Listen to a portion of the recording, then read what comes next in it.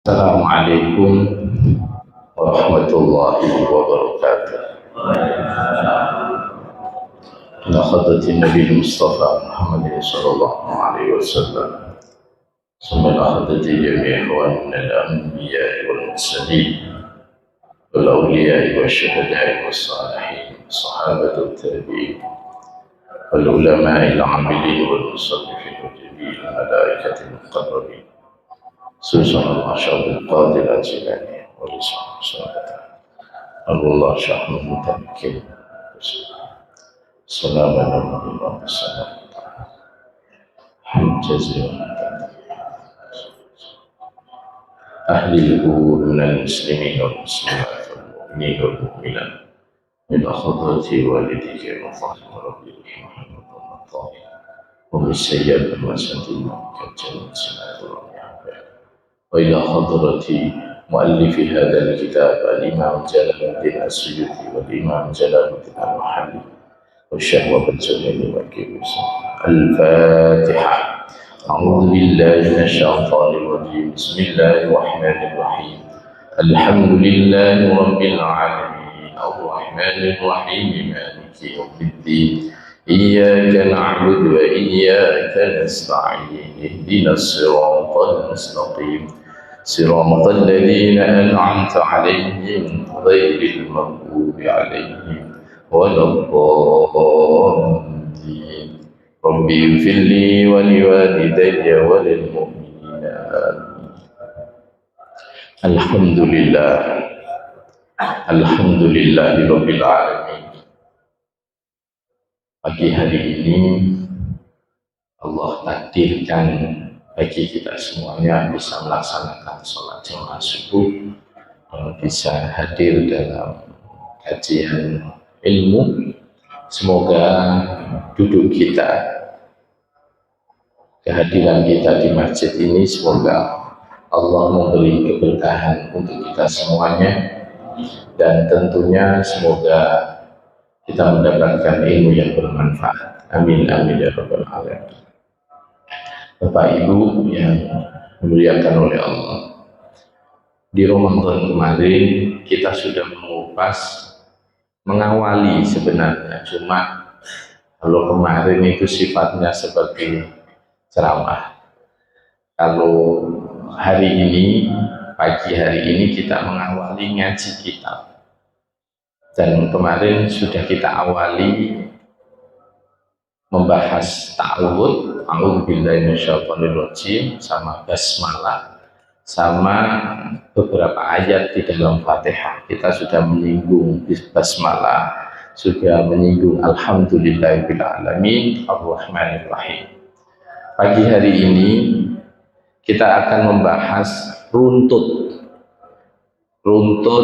dari tafsir Jalalain, sehingga apa yang kita kaji nanti ke depan tiap bulan di setiap Sabtu kedua Sabtu kedua, karena kebetulan Sabtu itu saya yang kosong itu hanya Sabtu kedua. Sabtu pertama itu di Pondok Mutiara Sidoarjo, Sabtu kedua di sini, terus Sabtu ketiga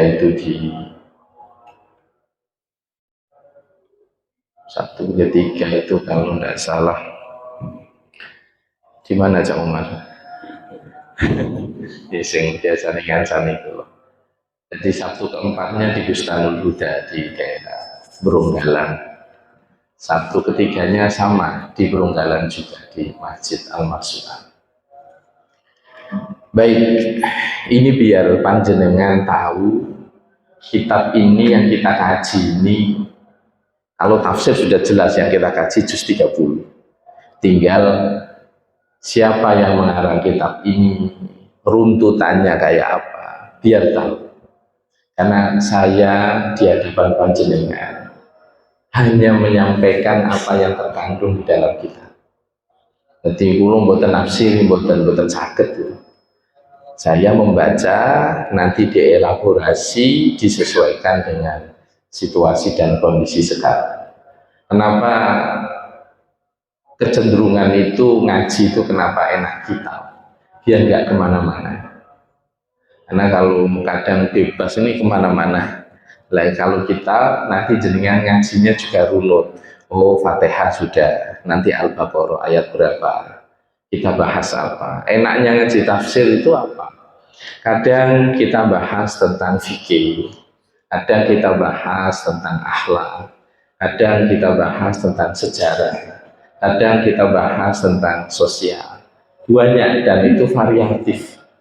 Makanya insya Allah ke depan kita akan baca runtut ayat per ayat, tapi izinkan pula untuk membaca pakai bahasa Jawa maknanya, tapi penjelasannya bahasa Indonesia biar jenengan sing tahu mondok yo ngiling-ngiling sing apa yang pernah didapatkan di pesantren, yang belum kenal makna Jawa utawi gitu.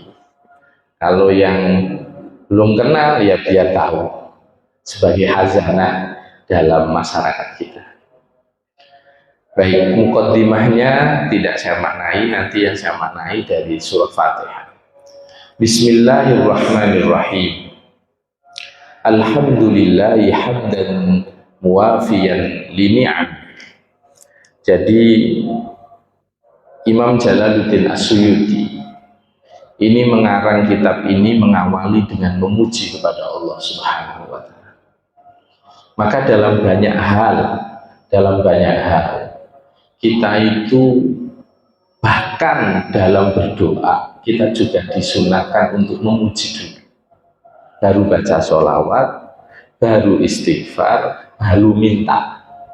Plusnya, penutupnya juga sama, ditutup dengan sholawat, ditutup dengan pujian, baru selesai. Itu etikanya orang berdoa. Pengarang kitab ini mengawali dengan memuji kepada Allah Subhanahu wa Ta'ala. Mukafiyan limazidih. Wassalatu wassalamu ala sayyidina Muhammad wa alihi wa sahbihi wa junudih. Kemudian beliau setelah memuji kepada Allah atas anugerah yang diberikan, atas nafas, atas nikmat, atas rizki, anak-anak yang baik, itu pasti. Kemudian baru beliau mengucapkan salam, sholawat dan salam kepada Rasulullah. Setiap kehidupan kita tidak lepas dari anugerah yang diberikan oleh Allah. Setiap ajaran yang jenengan lakukan sebagai ketentuan syariat, sholatnya jenengan, setiap aktivitas ibadah kita tidak lepas dari yang namanya bimbingan Kanjeng Nabi. Maka sudah sepatutnya kita itu memperbanyak membaca sholawat kepada Rasulullah Shallallahu Alaihi Wasallam, kepada keluarga, kepada sahabat, kepada wajunudi. Junudi di sini adalah yaitu ya tentunya bala tentaranya Kanjeng Nabi, ya termasuk sahabat saya. Maka para ulama ketika menjelaskan sahabat, Imam Nawawi terutama, sahabat itu siapa sih? Keluarga itu siapa sih? Jadi keluarga Kanjeng Nabi itu ada dua pendapat. Keluarga Kanjeng Nabi adalah siapapun umatnya Kanjeng Nabi yang beriman, itu termasuk keluarga Kanjeng Nabi. Pokoknya beriman. Kalau berarti kita ini termasuk wa'ali. Jadi kalau panjenengan baca sholat Allahumma sholli ala Muhammad wa ala ali Muhammad, itu menurut Imam Nawawi umatnya Kanjeng Nabi itu juga termasuk alu Muhammad. Sebagian ulama yang lain enggak, yang secara biologis, secara darah itulah keluarga Kanjeng Nabi yang mungkin kita familiar dengan sebutan Habib, Sayyid ataupun yang lain. Jadi ada dua pendapat. Kalau mungkin bahasa kita sering dengar ya, anak biologis, ideologis. Nah, umat Kanjeng Nabi itu termasuk keluarga dari sisi ideologis. Sahabat itu siapa?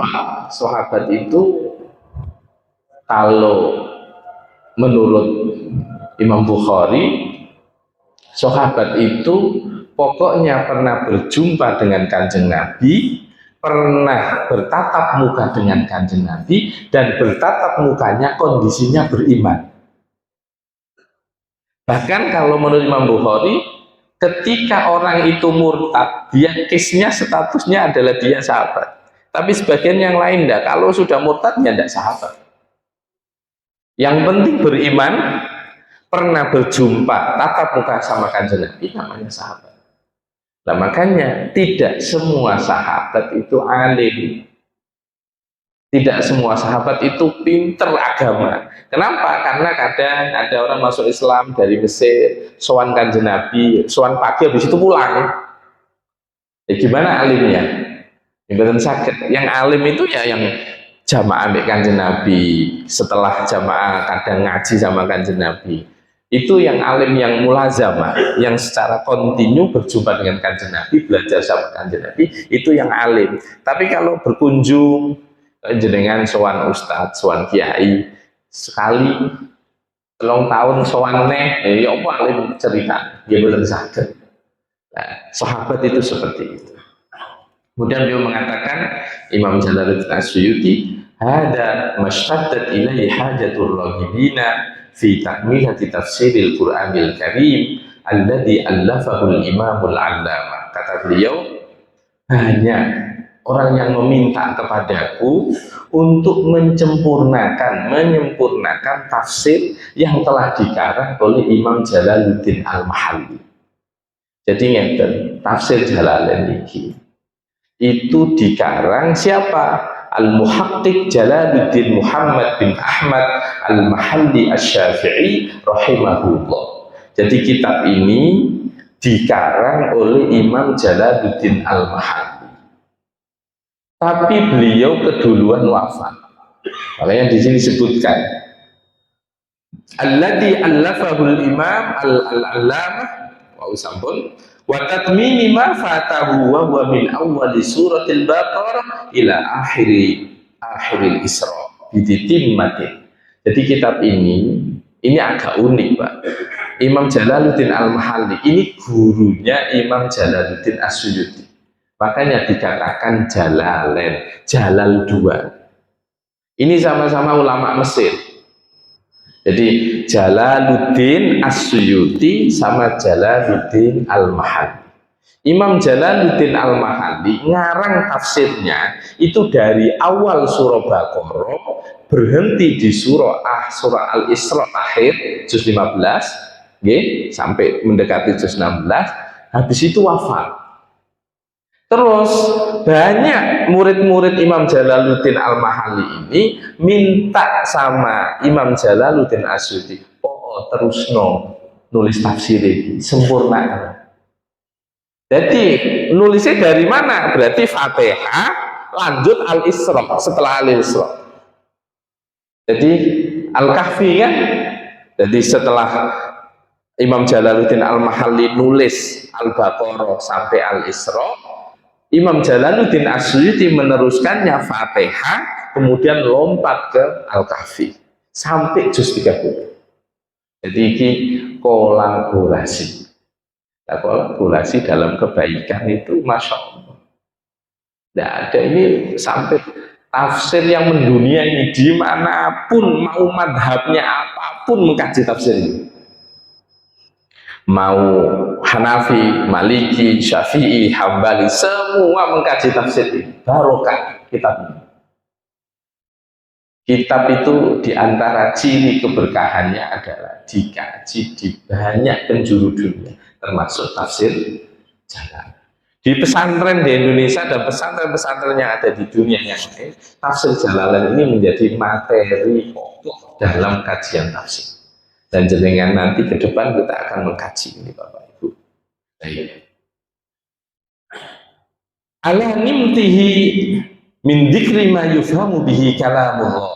Kata beliau, aku ini meneruskan apa yang kemudian ditulis oleh Imam Jalaluddin Al-Mahalli untuk memahami kalam Allah. Sekali lagi Pak, tafsir itu, penafsiran itu adalah hasil produk manusia dalam memahami kitab suci. Sing suci Qur'ane, penafsirannya bisa salah, bisa benar. Makanya beliau menyampaikan penafsiran ini min dzikri ma yufhamu kalamullah, untuk mengetahui memahami kalam-kalam Allah. Potensinya ada salah enggak? Ada. Tetapi supaya meminimalisir kesalahan, maka harus merunut pendapat-pendapat ulama sebelum sampai para sahabat, sampai Kanjeng Nabi. Kita tahu sahabat yang pakar tafsir dan didoakan sama Kanjeng Nabi, Allahumma faqihhu fid din wa 'allimhu fit ta'wil, adalah sahabat Abdullah ibnu Abbas. Jadi Abdullah ibnu Abbas niku sepupune Kanjeng Nabi. Jadi Kanjeng Nabi duwe bapak namanya Abdullah. Sahabat Abdullah ini punya bapak namanya Abbas. Abbas ini adik dari ramane Kanjeng Nabi, sing paling cilik. Jadi paman tapi umurnya mepodo. Lah pamane ini punya anak namanya Abdullah. Ini orangnya paling alim urusan tafsir Quran. Karena kena sabdone Kanjeng Nabi, ya Allah, fahamkan dia dalam urusan agama dan fahamkan dia dalam memahami Al-Quran. Sekali lagi, tafsir itu ada produk yang muncul dari memahami Al-Quran, dan itu ijtihad. Itu ijtihad, bisa salah, bisa benar. Sing boten mungkin salah niku Quran, tapi tafsir bisa juga. Makanya jenengan lihat penafsiran itu bisa berbeda-beda. Saya lanjutkan. Wal i'timadi ala arjahil aqwal, kata beliau, karena ini mukadimah nggih, saya tidak maknani jawab. Beliau mengatakan seperti ini, penulisan tafsir ini hanya yang aku ambil adalah pendapat yang rojih, pendapat yang kuat yang aku ambil, kata beliau. Jadi yang kita kaji nanti rata-rata adalah pendapat-pendapat dari banyak penafsiran ulama, dan aku ambil yang paling kuat. Menurut beliau kan mestinya begitu. Asalnya sing repot ini nak ono wong komentar bahwa sing paling roji menurut sapa sih kan? Ya menurut orang yang berpendapat sebagaimana Imam Jalaluddin As-Suyuti. Wa i'rabi ma yuhtaju ilaihi wa tanbihin 'ala al-qira'at al-mukhtalifah al-masyhurah 'ala wajhin latifin wa ta'birin wajizin, kata beliau. Nanti di tafsir ini juga kadang aku sebutkan i'rabnya. Ini jadi apa? Oh jadi mubtada, ini jadi khobar, oh ini jadi na'at, ini jadi maf'ul. Tapi itu hanya sebagian kecil kalau memang diperlukan, kata beliau. Dan terkadang beliau mengatakan tafsir ini juga kadang akan saya sebutkan tentang qiraahnya. Kenapa kok dibaca Maliki Yaumiddin? Kenapa orang baca Maliki Yaumiddin? Kenapa orang baca Ihdinas Siratal Mustaqim? Kenapa orang baca Ihdinas Siratal pakai si, bukan pakai so? Nah, nanti beliau juga akan menyinggung itu. Tapi hanya sebagian kecil saja, tidak seluruhnya. Kalau seluruhnya ya silakan belajar qiraah sab'ah, qiraah asyr. Tapi aku sebutkan sebagian kecil, kata beliau. Wa tarkit tatwil bidikli aqwalin ghairi mardiyah, kata beliau, aku juga akan meninggalkan pembahasan yang panjang yang kadang itu tidak perlu. Mulanya ini orang sering menyebut tafsir Jalalain itu seperti mufradat sebenarnya. Seperti makna, oh ini artinya ini, bukan penafsiran yang panjang seperti ini yang saya bawa ini. Ini tafsir Munir, ini 16 jilid, Pak. Ini tafsir Munir. Tafsir ini hanya 1 jilid, ada 16. Ini yang saya bawa ini. Sementara tafsir Jalalain yang saya bawa ini, yang putih kuning ini full 30 juz. Makanya beliau mengatakan, aku enggak jelasin panjang-panjang, yang simpel-simpel saja yang dibutuhkan, kata beliau. Wa a'ariba mahalluha kutubul arabiyyah, dan aku juga akan membahas tentang i'rab yang berbeda-beda yang itu ada di dalam pembahasan ilmu bahasa Arab, dan aku juga akan menyebut itu, tapi sifatnya juga tidak banyak, hanya sebagian kecil saja. Wallaha as'adan naf'a fihi fid dunya wa ahsanal jazaa'i 'alaihi fil uqbah bimannihi wa karam, kata beliau. Ya ini loh Pak, orang alim itu begini. Jadi ketika membuat prolog, alasannya apa, apa saja yang ditulis, kemudian beliau menutup, aku memohon kepada Allah kemanfaatan di dunia dan balasan yang terbaik di akhirat atas anugerah dan kemuliaannya, kedermawanannya. Jadi kita ini sering lupa dalam bekerja, sudah dihitung nanti begini, untung kita begini, pekerjaannya sekian bulan, tapi lali hasbunallah wa ni'mal wakil, ni'mal maula wa ni'mal nasir. Lupa untuk menyandarkan logika kita bahwa Allah yang punya kuasa. Makanya paling enak Bapak Ibu jenengan nak apik wis duwe rencana, punya saya mau melakukan ini, maka selalu ucapkan bismillah tawakkaltu ala. Makanya orang haji itu kan kalau keluar rumah nutup pintu itu kan disunahkan bismillah tawakkaltu ala Allah wala haula wala quwwata illa billah. Dengan menyebut nama Allah, dengan menyebut Allah, maka aku pasrah kepada Allah. Tidak ada daya, tidak ada kekuatan kecuali dari Allah. Nah, ini yang kadang orang sering lupa. Planning nanti begini, tapi nak meleset, stres. Karena dia tidak menutup aktivitas ketika sudah punya angan-angan, dia tidak mengembalikan kepada Allah. Padahal ayatnya sudah jelas. Fa'idha azamta fatawakkal Allah. Kalau kamu sudah punya azam, punya keteguhan dalam satu bidang, maka setelah itu fatawakkal Allah. Pasrahkan. Baik, kita mulai. Bismillahirrahmanirrahim. Suratul Fatihati utawi surah Fatihah. Makkiyatun iku bangsa Makkiyah. Surat Fatihah itu Makkiyah, Bapak Ibu. Makkiyah itu surah yang turun sebelum hijrahnya Kanjeng Nabi. Madaniyah surah yang turun setelah hijrahnya Kanjeng Nabi. Walaupun turunnya di Mekah, kalau Kanjeng Nabi sudah hijrah, namanya juga tetap Madaniyah. Bukan kemudian Makkiyah itu turunnya di Mekah, betul. Makkiyah itu turun sebelum hijrahnya Rasulullah Shallallahu Alaihi Wasallam. Jadi jangan ingat-ingat, yuk Fatihah kuwi Makkiyah. Utawi suratul Fatihah sab'u ayatin iku bitu piro-piro ayat bil basmalati kelawan basmalah ingkana telamun ono apa iki basmalah iku minha nyatane saking Fatihah. Kita sudah bahas kemarin. Kalau Fatihah itu 7 ayat, apabila basmalah itu bagian dari Fatihah, maka ayat ketujuhnya apa?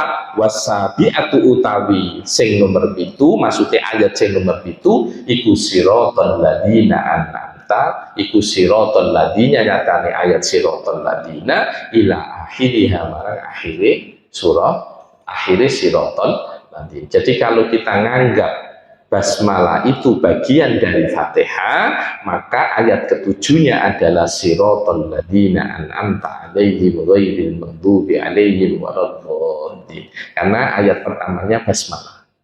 Alhamdulillahirabbil alamin ayat kedua.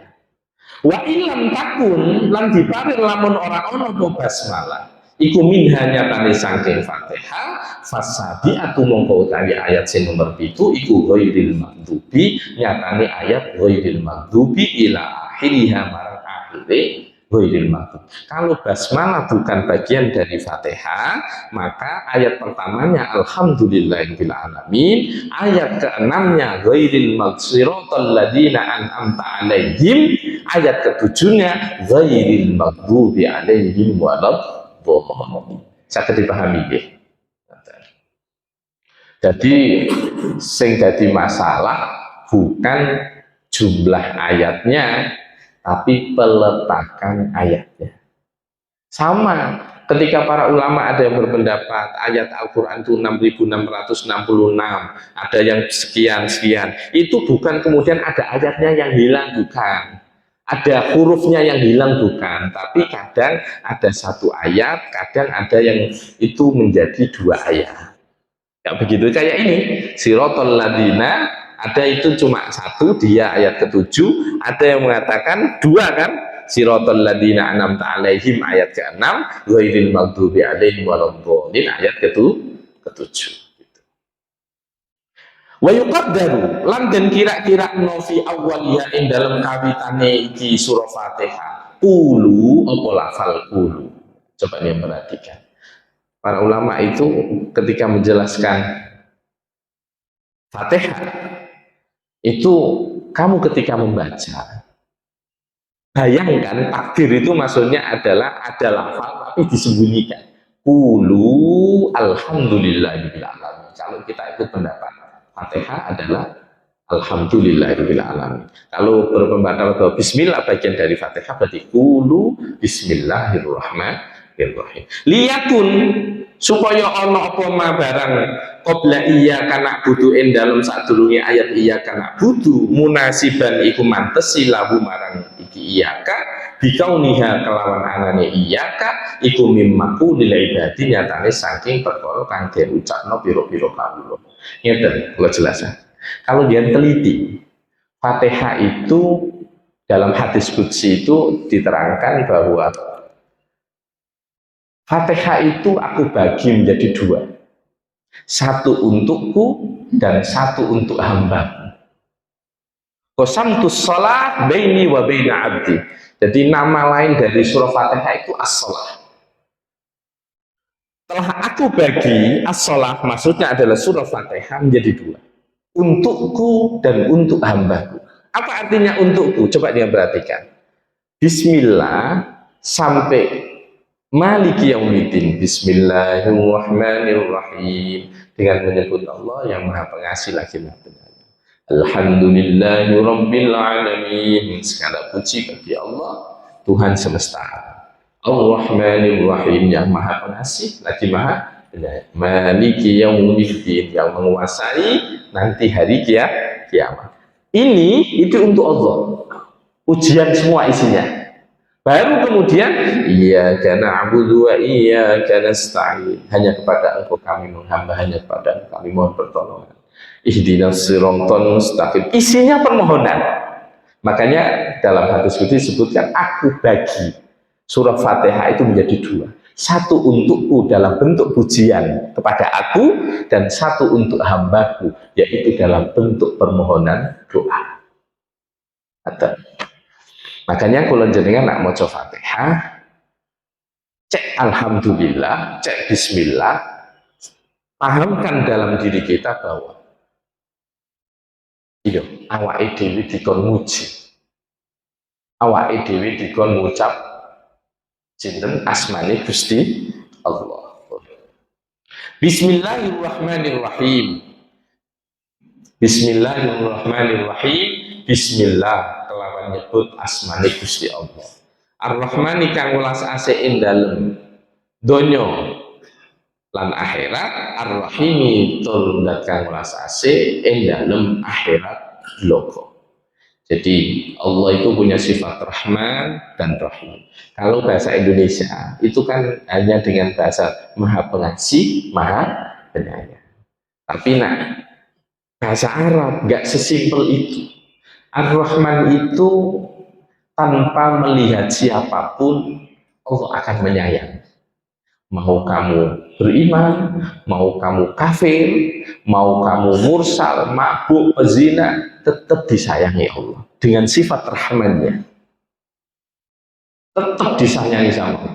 Makanya mohon maaf, laiku gak sholat, gak ibadah, gak nyembah Gusti Allah kok soge. Cek enake, nak ngono aku tak ngono ae. Lah itu Allah menyayangi makhluknya dengan sifat rahmannya, memayungi semua. Karena itu memang makhluk Allah. Tetapi ketika sifat Ar-Rahim yang kita menerjemahkan dengan Maha Penyayang, itu enggak. Itu hanya untuk orang beriman dan itu hanya untuk kelak di akhirat. Jadi orang kafir sebaik apapun dia ahli sedekah, dia ahli nulung orang, bahkan duwe pabrik, pegawene 1000 iso golekno wong iso kerja nang DE, tetep ndak dihitung. Tetep ndak dihitung. Karena prinsipnya wal asr, demi masa. Innal insana lafi khusr, bahwa sesungguhnya manusia semua dalam kerugian. Rugi semua manusia itu, illal ladzina amanu, kecuali orang-orang yang beriman, wa amilus shalihat, dan orang-orang yang berbuat baik. Jadi syarat untuk kebaikan itu diterima oleh Allah, syaratnya satu, harus beriman dulu. Mau sebaik apapun dia bantu orang, bahkan mohon maaf, kadang sampai non muslim nyumbang masjid, kadang kebaikan itu akan dibalas oleh Allah hanya di dunia. Dia baik sama orang, ya pasti nanti dia ketika bersosialisasi dengan masyarakat, ya dia akan dibantu oleh orang. Jadi balas di dunia. Tapi kalau urusan di akhirat tidak bisa. Tidak bisa, karena ada passwordnya. Passwordnya itu ada, asyhadu an la ilaha illallah wa asyhadu anna muhammadan. Kalau tidak ada itu tetap tidak bisa masuk. Tapi Allah itu maha adil, dia baik sama orang di dunia, Allah balas itu di dunia. Itu keyakinan kita, Pak. Tidak ada itu kok kemudian orang bilang semua agama itu benar. Tidak, keyakinan kita agama yang benar adalah Islam. Kalau kemudian kita meyakini bahwa semua agama mengajarkan kebaikan, ya mana ada agama kok mengajarkan keburukan? Tidak ada. Tapi ketika ditanya bahwa agama yang paling benar adalah agama yang kita yakini, yaitu dinul Islam. Itu. Baik, saya lanjutkan. Kita ngajinya sampai suruh ya, biar selesai terus kita bisa sholat. Alhamdulillah wis kabeh puji. Iku lillahi kagungane Gusti Allah. Kalau kemarin kan saya jelasin langsung, ini saya maknani kitabnya saya baca. Utawi lafal alhamdu iku jumlah khobariyatun kang bangsa khobar.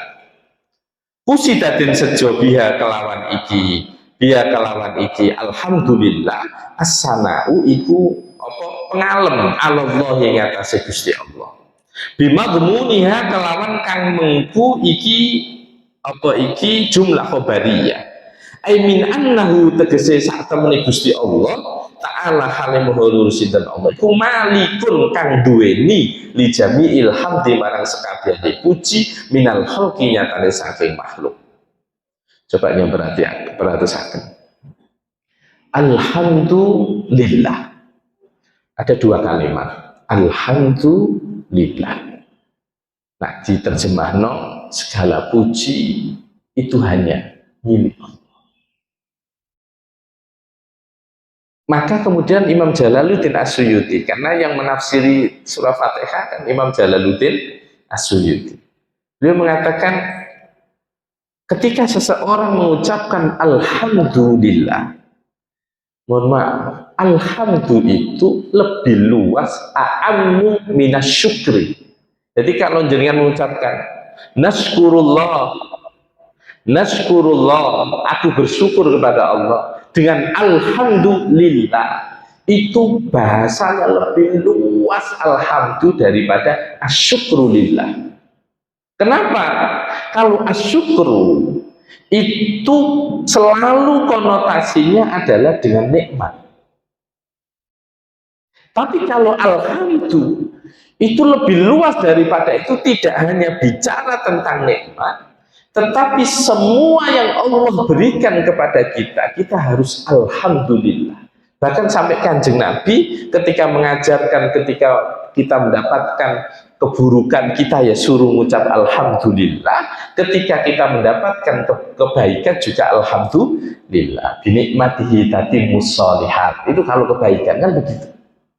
Maka di sini disebutkan bahwa memuji kepada Allah ketika panjenengan membaca sholat nggih alhamdulillahi rabbil alamin, Itu kita disuruh membayangkan, kita disuruh berpikir bahwa pujian iku mok gopehi Gusti Allah.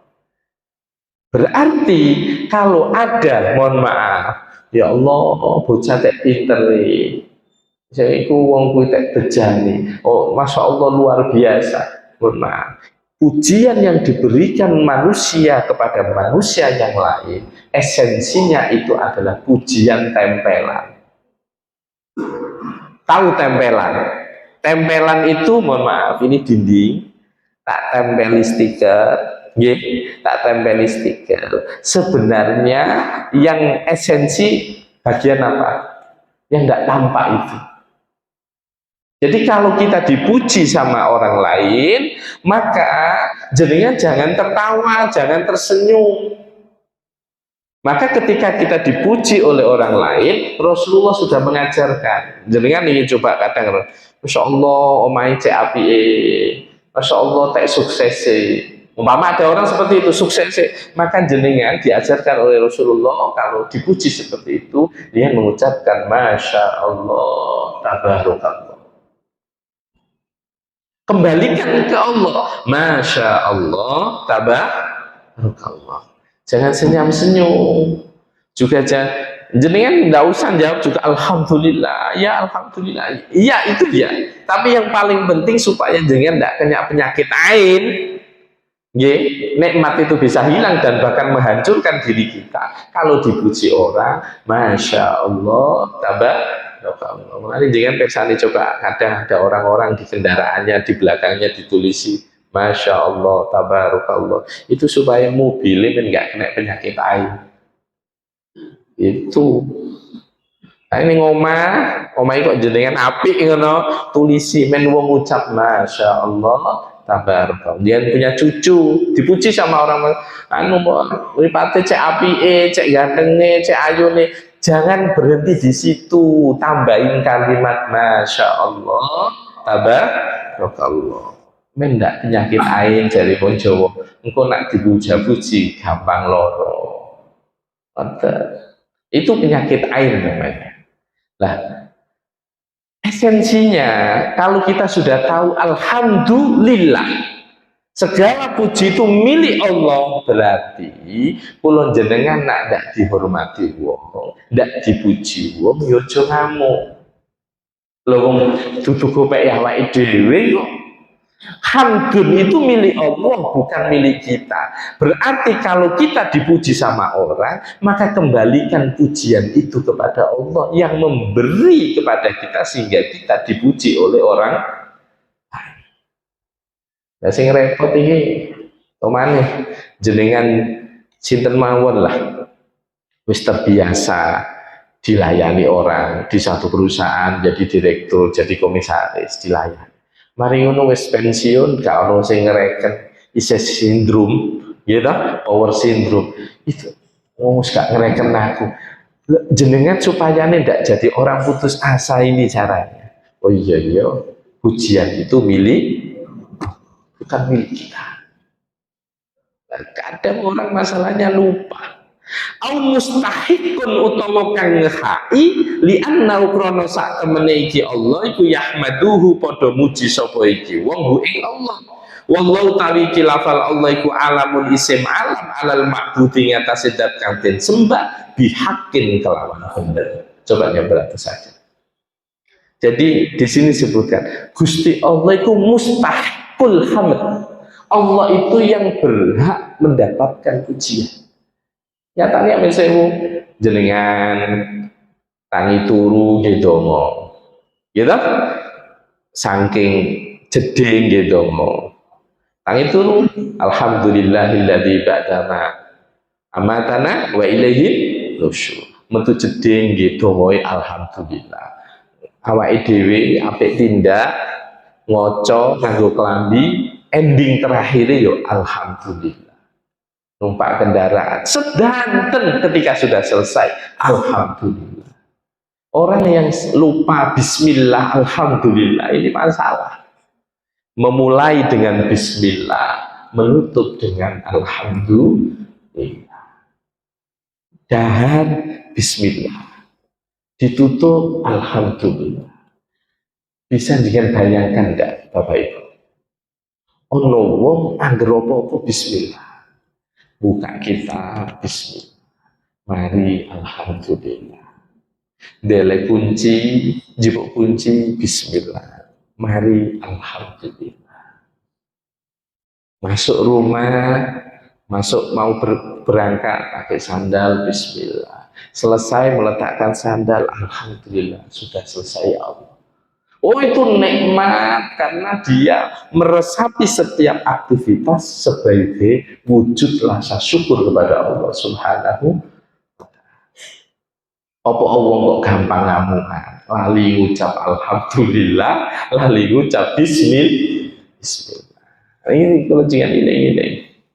Oh, tak tambahi satu ayat ya.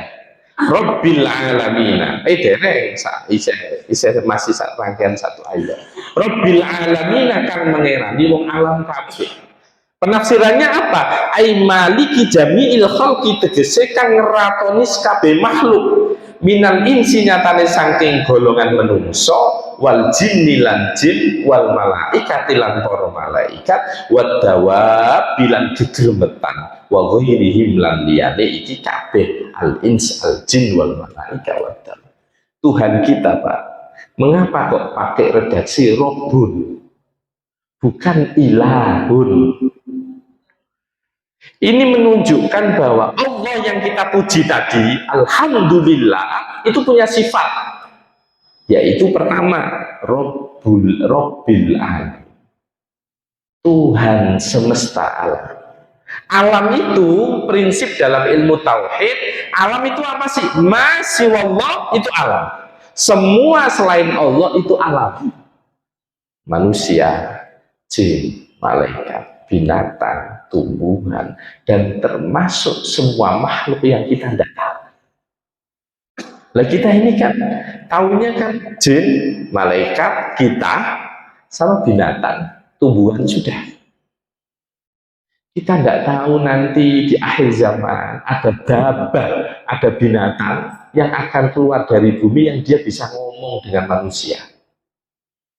Kan pada hari kiamat diantaranya kan keluarnya dabah, binatang, nggak tahu itu binatang atau apa, pokoknya hadisnya nyebutnya itu dabah. Nah dabah itu yang nanti ketika keluar dia bisa bicara dengan manusia. Jadi kita ini mohon maaf, mata kita, telinga kita terbatas.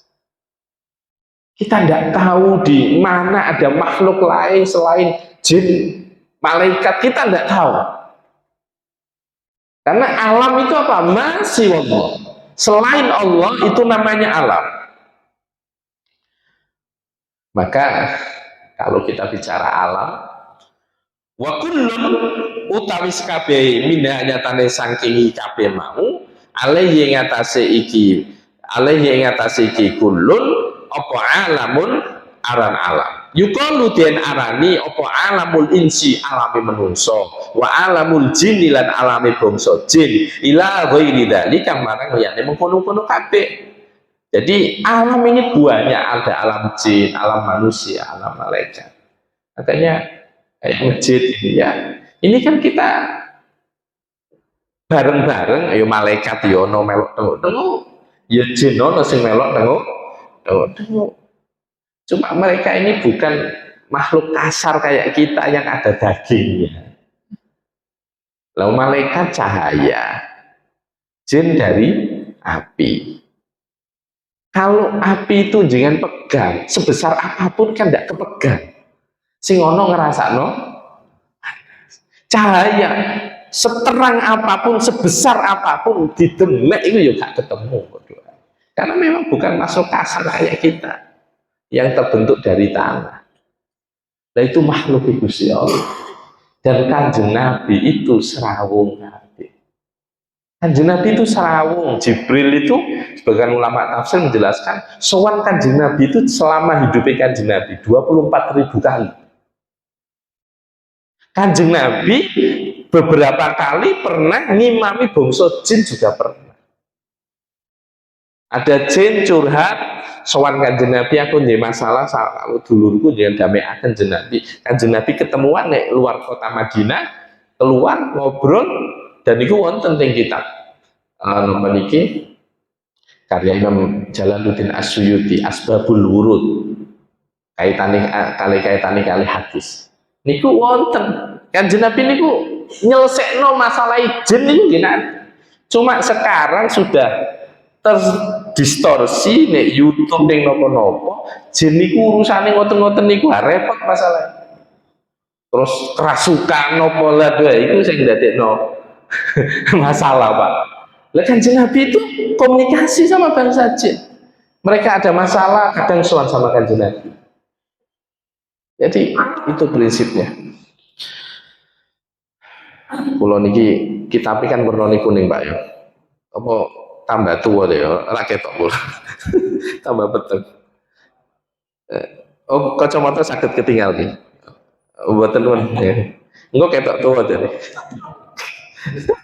Wa ghuliba lan dilendehno fi jami'i dalam jama'i lafal al-alam utawa bil alamin bil ya'i kelawan ya wan nunin lan nun rabbil alamin alamun alamina. Kalau biasanya kalau kita belajar nahwu itu masuk kategori apa namanya, kalau ditanda ya dan nun biasanya itu termasuk jamak mudzakkar salim ketika tingkah mau apa namanya rafa, mau nasab, mau jet sama. Apa ulul ilmi, apa wong kang duweni akal. Ala ghairi mengatasi liyane iki ulul ilmi. Wa huwa utawi ki alam minal alamati nyatane saking tetenger li annau krana sak temne alam iku alamatun dadi tondo ala mujidi ing atase zat kang maujudake iki alam. Maka kalau kita belajar tauhid, wujudnya alam ini sebagai tanda bahwa ada yang mencipta. Kan tidak mungkin alam ini ada sendiri.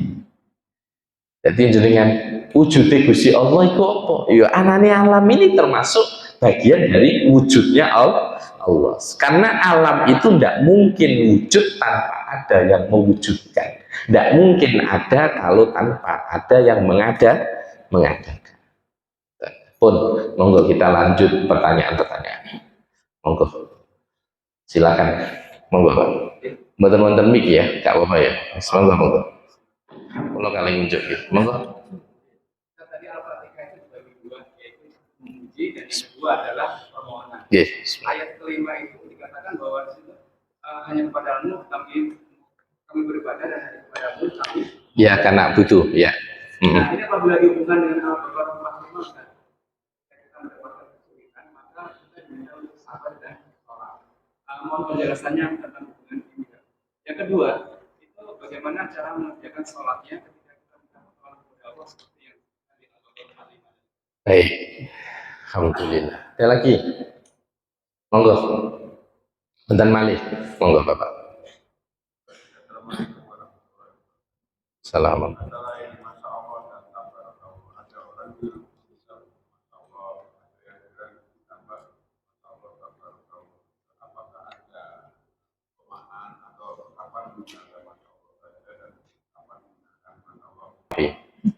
Insya Allah kita akan bahas di pertemuan berikutnya, tapi ini tak kasih bocoran dulu.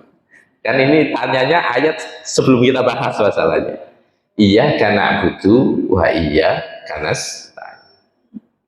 hanya kepadamu kami menghamba dan hanya kepadamu kami memohon pertolongan. Para ulama tafsir ketika mengkaji ayat ini, itu timbul satu pertanyaan yang menggelitik. Kenapa kok nggak tidak begini? Iyyaka nasta'in wa iyyaka na'bud. Kenapa juga tidak begini? Nasta'inu iyyaka wa na'budu iyyaka. Kenapa iyyakanya didulukan? Dan kenapa kok na'budu didulukan daripada nasta'in? Alhamdulillahi Rabbil Alamin Ar-Rahmanir Rahim Maliki Yawmiddin Iyyaka na'budu wa iyyaka nasta'in. Kenapa kok tidak Iyyaka nasta'in wa iyyaka na'bud? Kenapa kok tidak na'budu iyyaka wa nasta'inu iyyaka? Karena kalau struktur bahasa Arab itu boleh. Kenapa? Maka kalau diterjemahkan begini Bapak Ibu, hanya kepada Engkau kami menghamba, hanya kepada Engkau kami memohon pertolongan. Sama tidak dengan redaksi begini, aku mencintaimu dengan hanya kamu yang kucinta. Kalau aku mencintaimu, ada potensi mendua atau tidak? Pak, ada potensi mendua enggak? Aku mencintaimu, ning kene ngomong, Dek, aku seneng mek sampean. Ning omah liyane kene ngomong, aku yo seneng sampean. Ada potensi mendua enggak? Tapi kalau seandainya ada orang ngomong, hanya kamu yang kucinta. Kalau seandainya orang sudah ngomong begini, kemudian dia mendua, salah apa enggak? Salah apa tidak? Ya salah. Tapi kalau tadi aku mencintaimu, ning kono ngomong aku mencintaimu, salah apa tidak? Mboten kan lho mboten bujuk. Kan mboten bujuk. Berarti ayat ini mengajarkan tentang tauhid. Hanya kepada Engkau kami menghamba dan hanya kepada Engkau kami memohon pertolongan. Ayat ini mengajarkan yang kamu sembah itu hanya Allah. Yang kamu mintain pertolongan itu hanya Allah. Maka hanyanya didulukan. Satu. Yang kedua, kenapa kok nak butuh baru nasta'in? Ini konsep sunatullah. Bagaimana orang tiba-tiba minta tolong sementara dia tidak pernah menghamba? Bagaimana orang amin saya tanya jenengan. Saya tidak kenal ini sama Mas Kholik. Tidak kenal, ini kenal saya lewat YouTube ya. Ini ngundang saya ini gara-gara lihat YouTube. Jadi ini terus kulo terkenang kenangan saya 11 tahun yang lalu di Pakean. Apa namanya? Saya tiba-tiba bilang, Mas Kholik, aku pinjam duit 1 juta. Tidak kenal, kira-kira dikasih enggak? Lo nggak pernah serawung, nggak pernah dolim, nggak pernah ketemu, moro-moro jaluk tulung. Maka konsep Al-Quran itu kamu menghamba. Engkau umpamane jaluk tulung ku yo pantes. Sebabnya tahu cedek. Maka bukan iya karena stain wa iya karena itu nanti dijelaskan itu besok kita bahas detik. Maka kemudian pertanyaannya lah bagaimana cara meminta tolong sama Allah? Wasta'inu bis-sabri was-shalah. Kan gitu. Wa innaha lakabiratun illa 'alal khashiyin. Jaluk tulung ning aku nganggo sabar karo salat. Sesungguhnya salat itu berat kecuali bagi orang-orang yang khusyuk. Khusyuk kemudian dimunculkan dalam Al-Quran. Siapa khusyuk? Alladzina yadhunnuna annahum mulaqu rabbihim wa annahum ilaihi raji'un. Orang khusyuk itu adalah orang yang memiliki keyakinan bahwa dia berjumpa dengan Tuhannya. Maka kalau kula dengan sholat, kok pikirannya ngalor itu berarti jenengan gak rumangsa ngadeg. Awake dhewe apik ketemu calon moro tuwa wis sampai wong lewat gak weruh kok. Kalau kita begitu konsentrasinya, orang lewat di depan kita lo nggak tahu. Berarti kalau kita sholat masih ingat A, B, C, D, berarti kita belum memiliki keyakinan mulaqu rabbihim. Masih dilanjutkan wa annahum ilaihi raji'un. Dan dia meyakini bahwa dirinya akan kembali kepada Tuhannya. Berarti ketika dia menghadap, dia harus meyakini aku dudu sopo-sopo, aku gobei Gusti Allah. Nah pertanyaannya, prakteknya sholat kayak apa? Nah Kanjeng Nabi itu punya kebiasaan. Nah sumpah napa niki wonten masalah, langsung budal sholat. Sholatnya bebas Pak. Bebas dia mau sholat sunnah apapun, cuma kadang orang wis tak sholat sunnah hajat. Tapi sebenarnya sholat sunnah hajat ya sholat sunnah mutlak itu. Dengan waktunya duha ya duha itu ya sudah itu. Waktunya tahajud ya sholat tahajud itu ya sudah cukup itu. Cuma kadang ada orang yang mengkhususkan, ya saya tak sholat hajat, saya punya hajat ini, boleh, tidak ada larangan. Cuma kalau waktunya duha, sholat ya sudah cukup. Kanjeng Nabi itu kan salah satu yang menjadi pelipur laranya Kanjeng Nabi ketika ada masalah. Salah satu kesenangan Kanjeng Nabi yang menghibur itu sholat. Itu Kanjeng Nabi. Ngerti nggih? Baik. Sampun kejawab ya.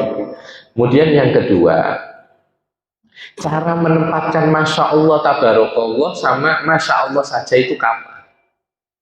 Jadi begini, kita itu dianjurkan sama Kanjeng Nabi, kalau Masya Allah Tabarakallah itu kalau menghadapi ujian, Pak. Ujian. Anake sampean cek ayune iki lho cek lucune. Jenengan baik, dungu Masya Allah Tabarakallah. Nyen timpali. Pokoknya ada pujian. Mulane sing bahaya iki nek ana wong duwe omah apik, mari ana wong lewat, cek apik, aduh, dipuji-puji. Wah, ini agak berbahaya. Agak berbahaya, malane pokoknya kalau jenengan kudu roh ilmune, nak muji wong, muji barang iku kayak Masya Allah Tabarakallah. Lah kalau ucapan Masya Allah saja tamat Tabarakallah itu biasanya dipakai sama orang-orang yang ketika takjub itu ya apa gitu, jeneng takjub itu lihat sesuatu sehingga keheranan, cukup Masya Allah sudah cukup, betul apa-apa. Tapi nak melihat kedahsyatan ciptaan Allah dan lain-lain, kita disunahkan untuk bertasbih Subhanallah gitu. Jadi tata letaknya itu beda, ngerti nggih? Sampun suruh nggih. Mugi-mugi barokah manfaat, kita baru dapat 2 ayat. Bismillah, alhamdulillahirabbil alamin. Insyaallah di pertemuan bulan depan kita bahas Ar-Rahmanir-Rahim. Wallahu a'lam bishawab. Al-Fatihah. Bismillah.